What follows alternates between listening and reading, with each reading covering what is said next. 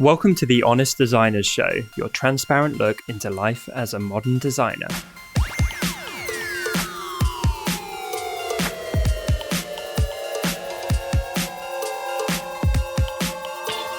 My name's Tom Ross and I'm the founder at designcuts.com, and this week I'm joined by my fellow Brit and hand lettering expert Ian Barnard and the incredibly talented South African illustrator Lisa Glanz. This week we're talking all about how to attract better clients. I don't know how much we'll be able to bring to the table with this one because we're definitely very experienced at attracting the wrong clients. Hopefully we've had a few of the right ones thrown in the mix as well, but we will of course share as honestly as we can when it comes to attracting the best possible caliber of clients. So without further ado, let's get into the show. Hey Ian, hey Lisa. Hey Tom. Can I just say, I think it was 2-3 episodes ago, we may have got particularly silly. If you remember the one, Lisa. Are we silly all episodes? We're quite silly all the time. And my worry was, oh God, we're really going to turn the listeners off. Got more feedback than any episode in ages. I know which one it was. It was the one before 150 or something. Yeah, it was about Dustin's particular odours, I think. And I rarely listen back, but I got so many messages with people saying, keep the silliness, like we love it. It makes me chuckle at work. Okay, so first of all, we love you listeners. Thank you for having a sense of humour and not actually expecting us to deliver quality and just be happy with our waffle. But yeah, I listened back and I have to say, I was having a little chuckle to myself, especially when Ian said something about the ruddy saturation of Dustin's face and just like absolutely zinged them. I enjoyed it. So we'll keep a balance for you. I'll tell you what I enjoy about our show is that you don't have to listen to like hours and hours of intro sponsorship and stuff like that. Oh yeah.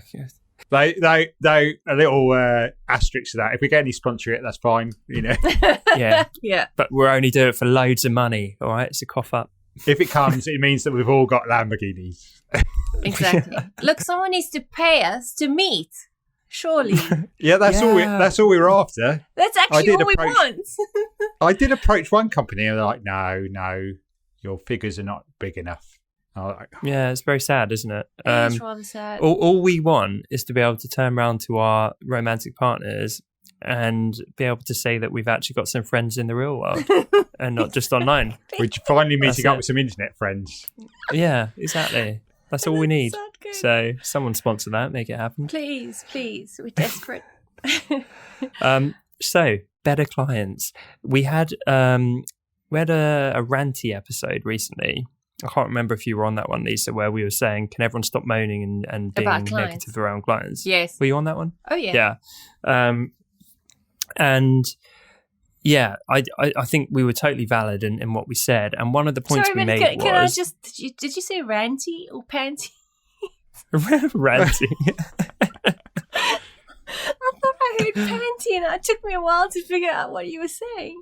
Okay, sorry, go for it. We got a little bit panty. Ian was sporting a thong, which was very becoming on him. Dustin hot pants for some reason. He went bold. And I went for the kind of boxer brief, more traditional. Oh, so yeah, top. on that ranty, not panty episode. Yeah. One of the points we made was, why are people moaning when they're the one actually saying yes to these clients?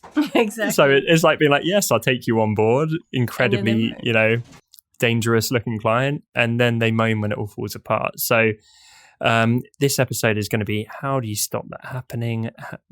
How do you look for some warning signs for bad clients? How do you look for some signs of good clients? And what are our honest experiences with this? And Lisa, go. What? Okay. I'll give you a recent one, kind of, which is, which is unusual because I haven't been graphic designing for a couple of years now. I recently was approached by a company to do some pattern designs for them, and they said to me what they wanted, and I kept asking them, what's your budget, and they kept avoiding that question, both via email and telephone. And sorry, how did that work on the telephone? What's your budget? So the weather is nice. Like, sorry, Lisa, you're you're breaking up. You're going for a tunnel. Well, they just kept kind of focusing more on they're not sure at this point yet, because it's this kind of new range that they want to launch, and they haven't quite worked out the numbers yet. They found ways to avoid answering that. And after about the second or third, or not the second, but I'd say about the third attempt to get some kind of concrete numbers out of them, I just realized it's gonna go bad. And I'm going to be doing the work, and either they're not going to pay me, which, I mean, I would never take on work without asking for a deposit. But the point is, they would either not, pay me the full amount, or they'd look at my quotes, and I'd spent all this time talking and researching and all that, and they would just turn me down. So that to me is a big kind of red flag when they can't even give you an answer. Yeah, was that purely down to the evasive nature of the conversation? Because that to me screams experience. You only made that call because your gut told you, Absolutely. And your gut told you because I've seen you've been burnt in similar situations. Absolutely, 100% there, Tom. Oh, yeah, for sure. Yeah, I mean, in the past, I would have probably, they're still not sure. I'll go through the trouble of doing everything, the quote and that whole story. And, But, yeah, you're right. Okay, Ian, how about you? Any nightmare client signs? I think it's more the fact that my naivety led to sort of. I suppose I didn't have a grasp on the thing is, when I first started, I really needed to take work on because I'd just gone freelance, so I was probably in the worst situation possible. Left one job, went totally freelance. My wife was on maternity leave. I got 2 children, and I was just taking on whatever work. I didn't really vet the clients that were asking for that work, and so had you built up a runway, or your wife's there on maternity, and you're like, who needs a job? I'm gonna jump into this new thing. I love these stories from you and Dustin. I just find it, go for it. Sorry. Yeah. They are quite similar, aren't they? They both involve a child, a baby, and a need for quite quick finances. I wasn't, though, 35 grand in debt, though. Good point. Although I did have a house mortgage, which was probably 4 times the size of that. Yeah. So, but that's a different debt, isn't it? So anyway. So I would be taking on a lot more work. Actually, I did have one. The guy's a nice guy, but he wanted a particular, and I don't think I could have foreseen this. He wanted a particular way the website reacted. So very much wanted it like a Flash website, but not built in Flash. Does that make sense? So it's slightly like. Yeah. This menu did this thing and that, and it was I tried to learn as much as I can or could. I started even learning PHP, if I can remember what that is, or that was. I can't remember if it's still used now. But it was just, as I was getting older, it was harder to learn. It was like learning another language. Kids pick it up like a sponge. Adults, not so. And so I had to enlist.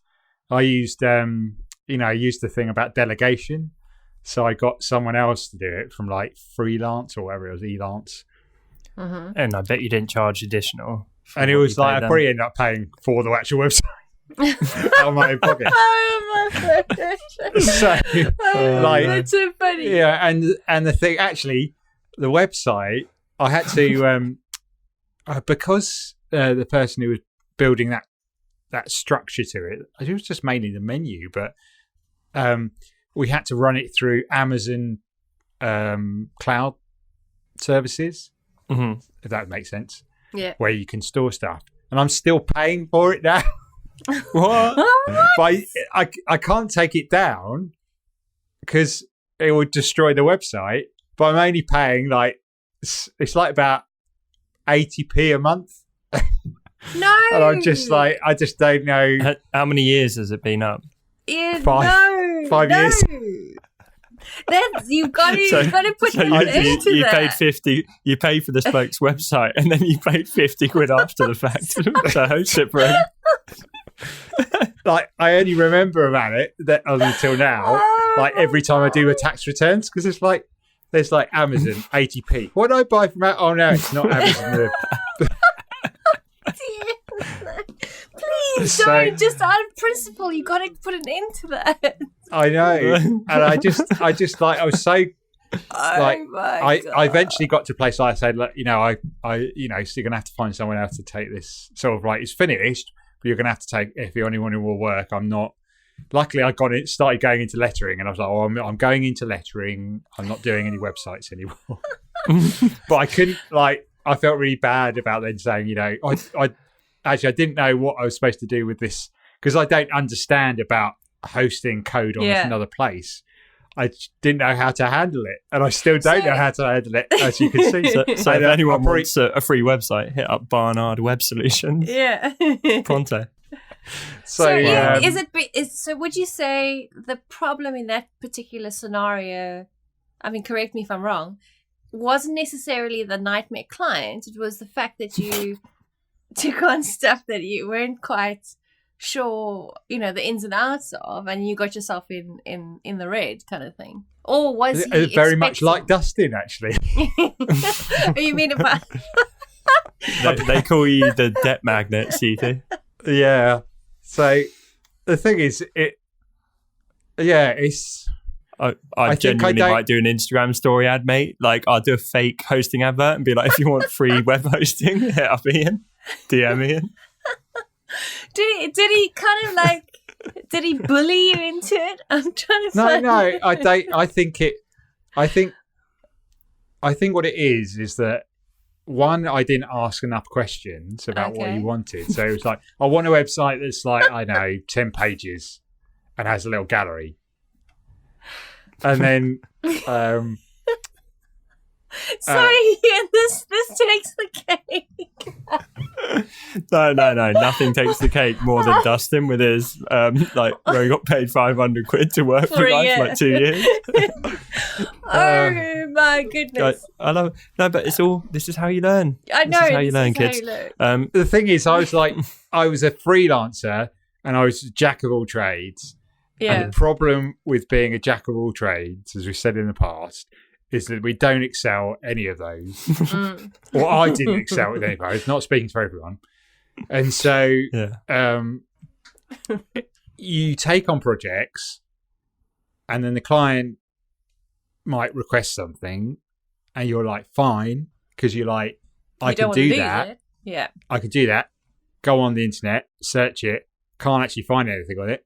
Then I get a sinking feeling and start getting stressed. Mate, I swear your freelance career could have been a sitcom. Designers would have loved watching that. I would it's too. like, it's hilarious. It's good that we can laugh at your woes now. Yeah, and then you can see why I don't take on any client work anymore, because I just can't deal with... I'm not surprised. I can't handle confrontation. Really, really struggle with confrontation. And try and avoid it at most costs. Which is why I'm paying 80p a month. I was going to say, it's at your expense, literally. That makes me less stressed for 80p. I could pay that. And so trying to get the words to say, listen, buddy, you owe me some more money, or you can't, just saying no. Oh, man. I wish or turning around when you say yes. It's I think it... So this is nothing to do. Actually, this is turning to nothing to do with clients. Just me and my own, your own psychological defects. Yeah, brilliant. Because that's nasty. Oh. I think it's when you say yes to something and say, yeah, that's no problem at all. Because you've got to say that you're confident, and then you get to it and you're like, I really can't do this. Like, holy really, shit, what did I I just say yes to? Although, I don't want to, you to do yourself down too much here, because some of the greatest entrepreneurs that I know do exactly that. Where, like, a client says, can you do this? And they go, yeah, of course we can. And then they go away and have a bit of panic, but they figure it out and they, fulfill business they wouldn't have got otherwise. Yeah, and I'm sure there were incidences where where you said yes to something that you weren't sure of, and it actually worked out. So you win some, you lose some. You just have to pay for some of them. £80 a month. So something that I've noticed, both with people that we've hired at my company. And I nearly didn't go here, but whatever. We've got to a point with the show. There's no filter. Yeah. Also with romantic relationships in the past, if I'm being honest, is both with those romantic relationships and with the people we've hired at our company. And let me just clarify, the two do not cross over. Any red flags in the early days tend to massively grow into something much bigger and exacerbate further down the line. And through interviewing, I don't know what it's been, 100 people or whatever over the years now, really? At Design Cuts. Fair amount. I've had to get quite good at looking for those red flags, and they're not always easy to see. And case in point, there have been some traits where something has just kind of twigged with me in a weird way, and I'm like, they seem very nice and very talented, but I just got a slightly funny vibe with like that one offhand remark they've said. And then we've hired them, and then like 4 months down the line, you're like, oh God, actually that one remark was representative of like, not being a very nice person in that, or like not playing well with others or whatever it might be. And yeah, it can kind of be the same when you're on the dating scene or something like that. Not that I have been in bloody years, but you'll get like little funny things that don't sit well, and you'll be like, oh, I'm just going to overlook that. And then it ends up transpiring in bad ways. And I think you need to apply that ethos to clients, because like you did, Lisa, with them being a bit vague about the pricing and so on, it would be really easy if you're a bit more desperate for the work, or younger or earlier in your career or whatever, just to overlook that and go, oh, well, that didn't sit that well, but okay, we're going to move forward. Yeah. And then it bites you. Do you know what I mean? It's like any early signs tend to grow to a different order of magnitude down the line with how they negatively impact you. Absolutely. And I know this isn't an exact science, but often our guts are pretty smart, and we tend to kind of like ignore them a lot of the time, because if you think about it, there's nothing to go on when you first meet someone, so you have to trust all those inherent sort of human traits that you've learned growing up, and you have to use your gut to examine the situation, because no one can prove to you they're going to pay you,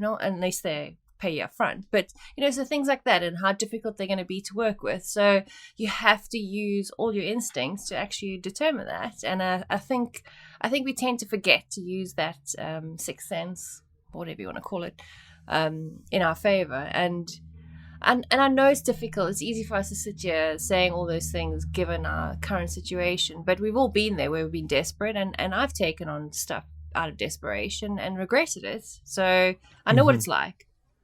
But as much as you can, you need to actually protect yourself, because sometimes you actually get burnt and it's not really worth it. But also, having said that, sometimes it's a good experience to go through those rough patches, because it teaches you what to look out for in the future. I think you have to. Yeah. Probably. As much as we can help guide a little bit through this show and this episode, I don't know a single successful freelance designer where it's just been sunshine and rainbows. Absolutely. And it's almost like you you need those war wounds to actually, measure, will at least get you through the next patch of your life, and so on and so on. So it's not something to regret, I don't think. It becomes a problem when you're still paying for your clients' hosting company years later. Maybe we can get a sponsor for the show who could just pay off my each episode, just 80p an episode, just help me. Yeah. So all right. Well, here is one of my early client examples. Yeah. I had this client, and I won't give specifics, but he was basically involved in quite a cool industry for his full-time job. And he hired me and another guy to fulfill what was basically a side business for him. He was starting a business around his day job. And that was very exciting, and I was happy for the work. But he ended up being very hands-off and very non-committal with the whole thing, to the point that we were much more invested in this business he was trying to start than he was. So how weird. We were there. Yeah, very odd. So as we all know, starting a business, even a side business, takes a tremendous amount of work and effort. And it was like he went, yeah, like we're just going to build this thing and then success will come.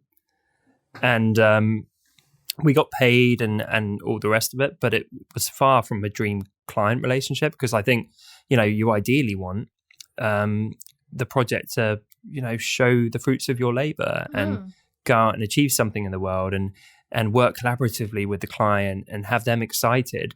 And it just kind of felt weird, like we were locked away, toiling away on this thing where the actual owner of it didn't really care and got pretty limited feedback. And that seemed to wane as the project went on. And it just didn't sit well, because it felt like we were just taking his money, and we knew he'd see no benefit because he wasn't going to follow through on the project. But he obviously didn't mind that. I mean, he obviously had enough money to throw around. I mean, that's weird. Yeah, I guess so, but I still found it a bit demoralizing. Of course, it doesn't make it It's pleasant. not the work that lights you up, is it? No. Because why get out of bed in the morning if your boss doesn't, or your owner of the company doesn't even care? That's weird. Yeah, true that. Another one, I'm sure both of you guys have had this, is the pixel pushing clients. Oh, yes. Like, obviously, a lot of this comes out after you've actually agreed to work with them. But I've had some where there was one set of clients where it was two of them. And they were both sat literally either side of me. And it's totally my fault to kind of let myself get used like this. They're not even bad people. They're actually quite nice. But it slipped into like them taking turns just saying, now move that there, change the color of that there. Oh. And I would just sit like a performing monkey, like dragging stuff around in Photoshop because they didn't know how to use Photoshop. And that wasn't terrifically fulfilling, I can tell you. That was quite demotivating. And yeah, I kind of put the onus back on me there. Like, I was a kid, I wasn't assertive enough, and I didn't kind of put forth my expertise. Yeah, I understand why you're saying that you're kind of trying to blame yourself, but that's a bit rough, because I think people tend to do that with younger designers. They push them around like that. They see them as the skivvy and kind of use them, as you just said, because they don't know the program. So you like the the monkey moving stuff around. But yeah, I don't know. Business card. Monkey for hire. Exactly. Peanuts for pay. Yeah. But I would say, like, I mean, maybe what we need to do is kind of, I don't know, is there like a list that we can come up with to, that are like how to attract better clients. So a lot of what we've said, it's like, look for the opposite of that is good. And I think it's important to raise a few red flags. And there are more. There's the ones like, oh, my nephew can do it cheaper. And, we've heard all the stereotypes. Yeah. But what's the good stuff that we should be looking for? I think take it away. Yeah, I was going to say, I think those hidden gems that we often, we actually get annoyed by them are actually kind of positive. When a client comes across quite ignorant about our industry and they don't have the first clue of what we do and like what to expect from us, I think that's a hidden gem, because then it's your opportunity to actually train them, like teach them of what we do, and you can pull the wool over their eyes, right? Well, how much for a website? 100 grand, and that's bargain prices. So yeah, lap it up while you can. But I mean, if you could find a way, especially if they're receptive, if they have some kind of what's the word, respect for the fact that you have a skill and they are, hiring you for that skill, it's definitely an opportunity for you to train them and explain to them the value that you offer. But this is where we're going back to some of our other episodes where we say you need to be able to articulate what it is that you do. And if you struggle with words, then you need to have it kind of written down. This is the value I'm going to offer you. This is what I'm going to show you. And this is what I think I can do for your brand or your job or whatever it is that they're hiring you for. And I think those kind of clients for me are probably my favorite because they don't come with like baggage from a previous designer or other, studios or whatever. So naive clients were your favorite? Yeah, naive, but also have a coupled with the sense of respect for your skill, which I think respectfully naive. Yeah, thing is, willing. So go Sorry. for it, Ian. Yeah. So the first question you should ask is, have you used a designer before? And if they say no, then you have maybe a list of questions you ask them that. Yes, because yes, that will change. Because start rubbing your hands with glee. Yeah. Ching ching. That might help you to. Yeah, I suppose it's just like I never asked any questions apart. I didn't even ask what your budget was. I was like, yeah, like £50 for a website. Oh, Ian. From my experience, my ideal clients were the ones that actually really knew their business.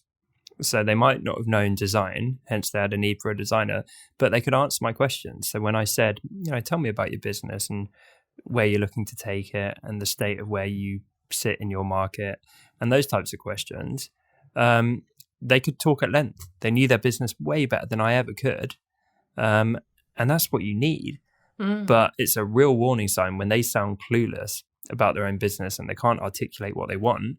Often that will come out in like they can't also articulate what they like with design and they're a bit fuzzy in their thinking and, oh, do I like that one or that one? And I'm not sure and I've changed my mind. But if they're being very sharp, you can't expect them to be a design expert. But if they're, firing back on all your questions really well and just giving you succinct like explanations of their business and how it operates and their, like I say, just that for me, was a real pattern when I was like, oh, they get it. They can give me everything I need because you're not just giving them what they need, they're actually giving you what you need to do a good job as well. Absolutely. And I think, as you're saying, Ian, like that whole thing of us not asking questions beforehand. I mean, and the fact that you, Tom, could kind of figure out as they were talking to you that, hey, this guy knows what he's talking about, his own business. I think it's like those meetings that we have before we actually take on the job. I think that a lot of designers maybe don't do them enough or don't do them extensively enough. And they're so important because that kind of tells you, we're going to enter this relationship together. Do I actually want to go down this road with you, or I don't? And I know you can't do that for like a quick job. It's a waste of time and energy, but I think if you're taking on quite a big task that requires, say, 2 weeks or 3 weeks of your time, man, you got to have that meeting. You got to have those discussions, and you got to have your questions. Yeah. I suppose you could, like Tom was saying earlier about the dating game. It's a bit very much like that. Yeah. There's an amount you can find out. Like, I never was around when like dating apps were a thing. I've literally, like, apart from, like, I've had like one girlfriend before my wife, so I didn't really have an experience of like proper dating, of like meeting up at a certain point and going for a meal. So sweet. But I'm sure that you can, because there's, what people portray on their email or just in a quick 5-minute call is not going to give you an idea of what they're going to be like in that long-term relationship, whether it's 3 weeks, whether it's 3 months, whether it's in Dustin's case a whole year. And I suppose you need to, and you only get that through communication, don't you? So you have to, whether that's meeting up for a proper face-to-face, and like, I suppose with Tom and saying how your gut feels after you meeting them, Whether there's any, you're not sure about this, not sure about that. And, maybe giving yourself tick boxes, they can describe their company quite quickly and quite easily and what they do, what their mission statement is.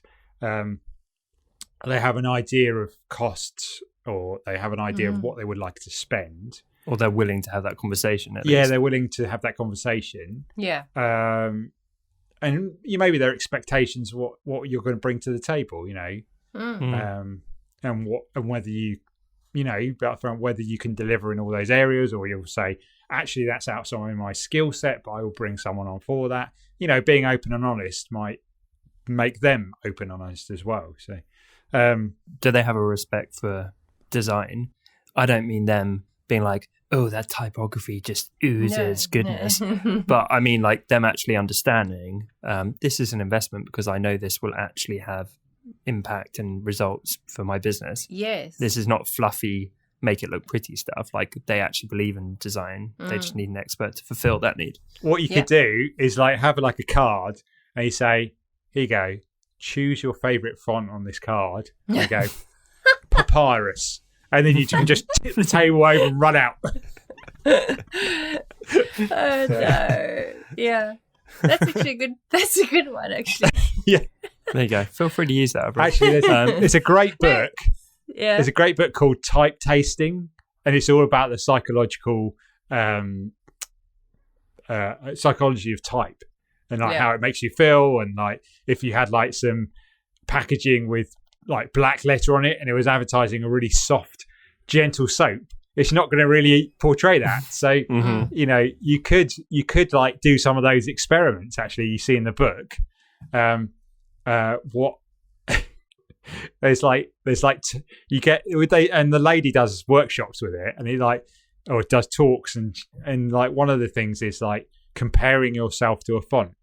You give them a sheet of 9, and you say, which font are you and why? And they go, well, I think that one, because I'm really easy to work with. So that would be Helvetica then. Yeah. I'm really boring. We've kind of touched on this, but I do think there's a lot to be said for actually just liking them. Yeah. You don't need to be best friends. Going back to good old fashioned, do you actually like the person? Yeah, it's amazing. And all of my favorite clients, I really got on with them as people.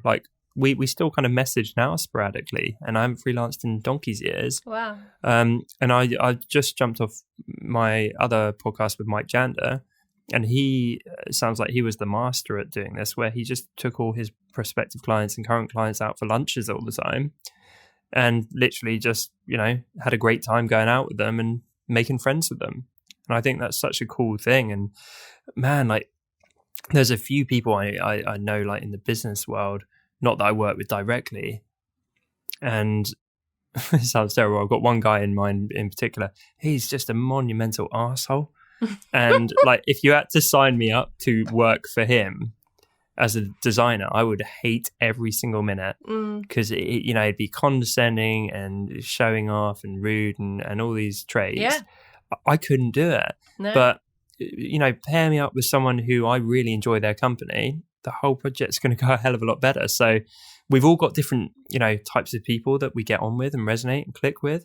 I think there's a lot to be said from day one. Look, they tick all the boxes, they got the money, but you know what? If you think they're a complete spanner, then don't go there. Yeah, because I think people, designers might, think that they could probably work through that. Oh, it's just a job. I don't need to like them. But I actually don't know about that, especially if you want to have a continued relationship with them.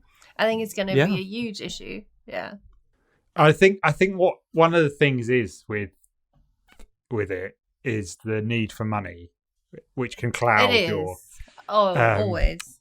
Because if you're really desperate and you're trying to feed your family and stuff like that, it's really hard not to just say yes to everything.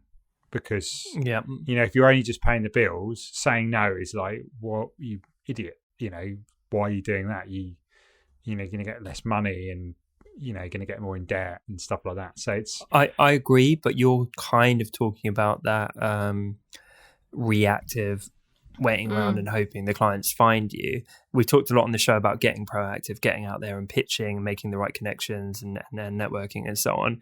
So if you're willing to do that kind of proactive work, then hopefully at least this episode will give you some guidelines for the type of people you should be going after. Yeah. But I agree with both of you. Desperation, awful for getting the best clients. I think the problem is, it's not so much now, it was back then. I didn't have the Honest Designer Show, obviously, which, but there wasn't a billionaire by now if you did, because this is high quality stuff. I know. But there wasn't any resources, because there's everything now, courses and, Instagram slide decks and all that jobbings about clients and getting work and those proactive things. You just have to learn to make it up. You just make it up as you go. The thing about college is it sets you up. You just do load of design stuff and then you come out, you have no clue about getting a job. You have no clue about what you do in the job. The stuff I learned at university wasn't really applicable when I got my first job. It was my best mate who taught me Illustrator the day before I started. My wife who bought me an iMac because I couldn't afford my own. And then, you go freelance and you still you have to make all that up as you go along. You don't know about tax. You don't know about, marketing yourself. And I think, you have to, I think it's better now, but you still have to sort of, I suppose, proactively go out there and find stuff out that helps you in that position, I think. But I do also think it's a personality trait. What you're willing to kind of put up with, if that's I can't find a better way to say that. Ian, you might be tolerate. You might be far more easygoing than I am when it comes to working with particular type of people, and you might be. I think Ian's undoubtedly more easygoing than you are. I think you would have murdered that client with 80p a month. Yeah. So sorry, keep going. No, but that's the point as well. So even though we are saying all these things and giving this advice and saying, you got to like the person, you might be the kind of person who can deal with people you don't like and be fine with it. Yeah. But I know for a fact, me personally, I can't work with somebody that I don't like. It's just not who I am. And so that's the other important thing. You got to know yourself well enough. Trust your instincts. Like when you're sitting down with this person and you don't like them or there's something off, you got to go with it. Like don't fight yourself because of desperation. And I know it's easier said than done. But at the end of the day, you're the one who has to sleep at night. You're the one who has to get up every day and feel motivated to go to work, even though you are desperate to get the next job. You still have to be a happy human being. So I don't know. It's a fine balance. But yeah, I think you need to trust yourself a lot. And so if something feels off, listen to that. What's that? I may be easygoing and have a low tolerance for annoying people. But then I'm not very good at then turning around and being able to be honest with those people about faults that may be happening in that relationship. And I think that's the dynamic Ian brings to this show every single week. He tolerates us, but he calls us out on our nonsense. I struggle to call you out. For all we know that Ian hates us and he really doesn't enjoy this every week. No, I'm kidding. It just happens I have a really low tolerance for you. That's a good line. You could use that. Look, don't take this personally, but I actually just have a low tolerance for you. It's not working out. That's so savage. I know. So mean. I don't know. It's it's a set. Like for example, I'll give you an example. I was just starting out as a freelancer. I was pretty desperate because I was determined to make it on my own. So I mean, obviously at that point you're kind of taking anything you can get because you haven't done any groundwork, etc., etc. And somebody needed a brochure for their business, which was, I don't know if you know what that is. This is it's canned hunting. Do you know what that is? Oh, what? It's called canned hunting. Canned hunting. It's hideous, and it basically sounds like something you get in a supermarket. I know. It basically is people go out hunting lions in these game farms that are already enclosed. So it's like shooting fish in a barrel. It's hideous. You mean being a gigantic twat? Yes. Is it like a trophy? Actually, I apologise. I'm pretty sure that word is like really rude in the States, but it's really not in the UK. It's not that anyway, bad here. Sorry either. if it's very offensive, listeners.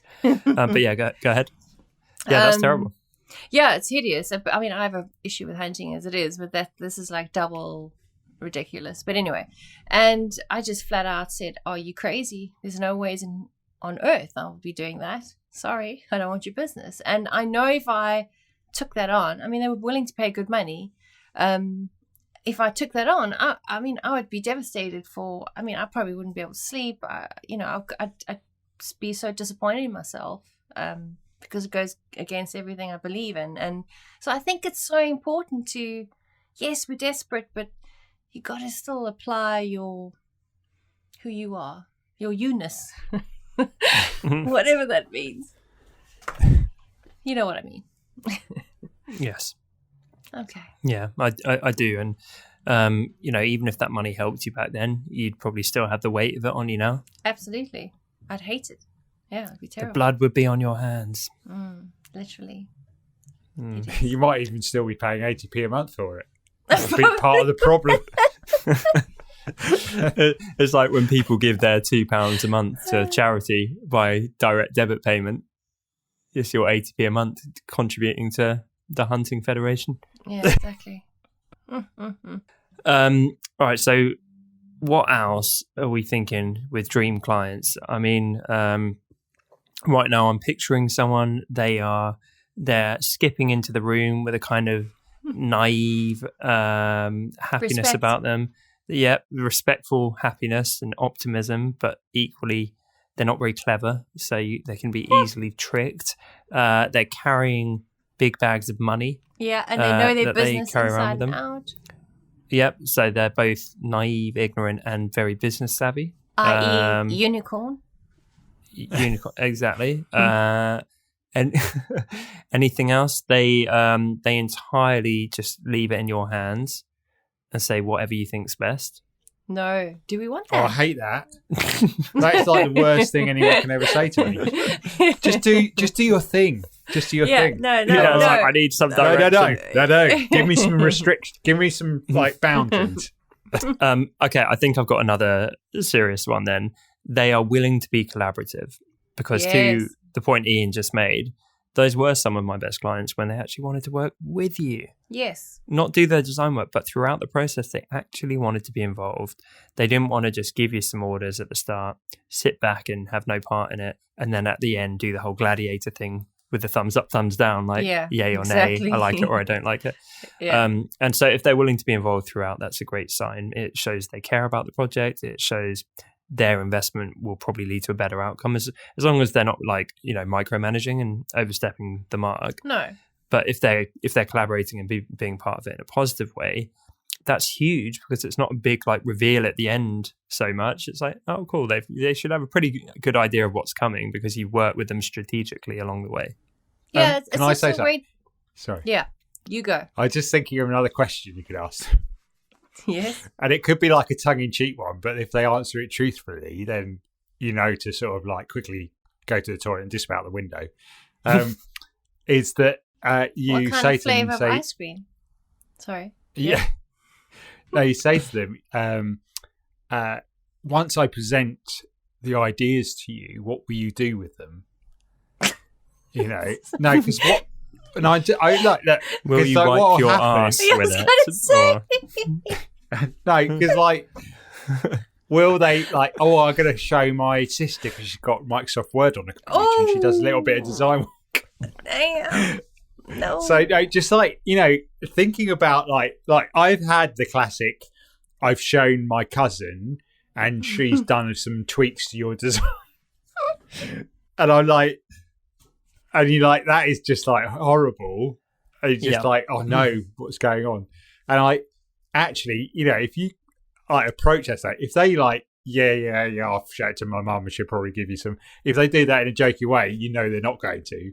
But if they go, oh yeah, I've got a member of the family who really likes art, and my little nephew, 5 years old, great eye on him. Yeah, so he have a look over it, and I think I'll show it to my cats. And but yeah, it's just, think about the things that you see on the internet where it's like about your worst client, but actually try and make that into a part of the conversation, so you can dwindle out those, foresee those things happening. Can I reframe that slightly? Because I think it's not necessarily a good idea to put the onus on the client. You never want them there being like, I don't really know. So much of what we're talking about, you don't want it to be ad hoc or sporadic or on a client-by-client basis. It kind of comes down to the processes and frameworks that you have in place. And we've done whole episodes on this if you have a search around in the archives. But that is a way of tackling your question, Ian, in a kind of structured, assertive way, where you say, so here's my process. We start like this. I take a deposit. We go through. You get this many rounds, and we work through the process. And then at the end, I show it to you, and we agree, does it meet the objectives that we've laid out and worked through together? And here's how that sit down works. How does that sound to you? And if they're like, great, sign me up, I understand the full process. At no point should there be any surprises. The same way when you get, a deposit and a contract, the more you get up front and it's crystal clear and it's in writing and they're bought in, that avoids those things happening. Because if it gets to the end and they go, show my mate and, he didn't really like it, it's like, well, that's not what we discussed and what you've agreed to in writing. What we agreed is these are the objectives. Like, you have signed off at various stages of this project. We're both agreed it does meet the objectives for the business. So your mate doesn't really hold any bearing on this. Like, you wouldn't say it in that horrible way, but no. That's the gist. And exactly. I think it just comes back to the systems, right? Yeah, it comes back to the systems. And if you want to, give them a reason, it's a case of that he hasn't been part of the process from the beginning and he doesn't know the objective and he doesn't know where you want to go. So it would be, taking his advice would be actually a waste of time, essentially. Yeah, but it is exactly what you said, Tom. It's having those systems in place and sticking to them. Yep. And that ultimately becomes more scalable and less stressful. Because every time you work with a client, you're like, oh, cool, I just run through that process again. And every time you work with a client, you get a little bit better at that process. And you see what didn't work last time and you adjust it. Refine. And your process gets better and better and better over the years. Yep. 100%. Rather than, I don't know what I'm going to get with this client. So, whatever gets dumped in my lap, I'm going to react to. It's like, no, they fit into my structure. Yeah. And this is how I work. And the sooner you have that kind of questionnaire stroke process in place, the sooner you can weed out the bad apples, from the get-go. Yeah. Have you seen those infographics where it's like, if yes, go down here. Yeah. If no. Exactly. You almost can have that for the whole process where it's like, well, at stage 1 or 2 or whenever early on, if they are responding in this way or if they're not doing this or if they're not signing that or buying into that, then that's where you veto the project. Yeah, exactly. Man, we've solved it all. Client ones. I think that is all we've got time for this week, but we hope that episode was helpful. And so one of the points we made earlier, like, it's not going to be perfect. You can get, even with all the systems and processes and vetting and being on the lookout for red flags, as we said, you're still going to get the odd bad client, but it's about how you react and learn from it. It's how you move forward and, adjust and pivot and try not to lose your shit and get completely frustrated. Exactly. Like, it can be hard, but it's part and parcel. There is no freelancer, just as there is no business that doesn't go through crappy weeks and bad experiences. But, hopefully this episode helps minimize those. And don't pay ATP a month. Yeah, tip number 1. I feel like that might need to work into the artwork somehow. Yeah, I think it's like, it's been so long now. It's like, how do I approach this? I don't know who's doing the artwork, but if it's you, Lisa, can you draw Ian, but like 100 years old with a long white beard with like a receipt that he's holding up that's just so long it's trailing off into the distance, and it just says 80p in rows. Oh, same, Ian. Oh. And then my pockets are like pulled out of the sides, just no money in. Yeah. Broke. All right, that's it from us, but we will see everyone next week. Thanks for tuning in. Bye from us. Cheerio. See you later. Thanks so much for listening to this week's episode. As always, you can find full show notes over at honestdesigners.com or find us over on iTunes and now Spotify by searching for The Honest Designers Show. And remember, we're now on social media too, if you search for Honest Designers.